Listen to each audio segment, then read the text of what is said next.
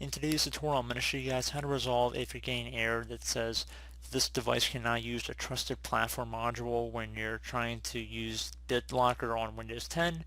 So hopefully this tutorial will be able to address your problem without too much of a hassle here, and we're going to jump right into it.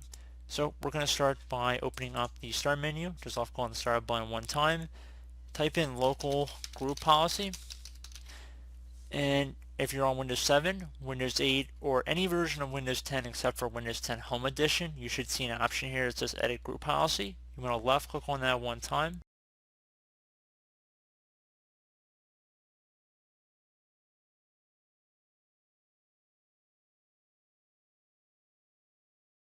Now I'm going to expand the window a little bit here so you can see where I'm going better.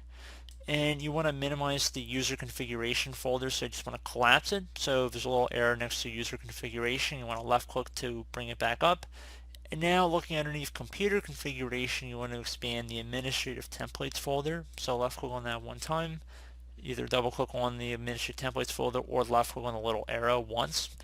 And then you expand the Windows Components folder the same way. Now you want to look for BitLocker drive encryption. Expand that one as well. And now there should be something that says operating system drives. Left click on that one time. And now if we direct our attention over to the right panel here, you want to locate something that says require additional authentication at startup. Right here, should be near the top. Either double click on it or left click on the little area, the hyperlink where it says edit policy setting. You can click on that too. It'll get us to the same screen that we want to access here.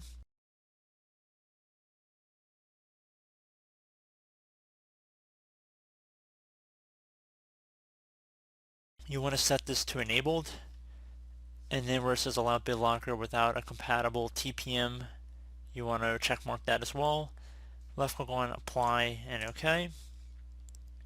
Once you're done with that, you should be able to be good to go. Close out of here, restart your device, and that should hopefully be about it.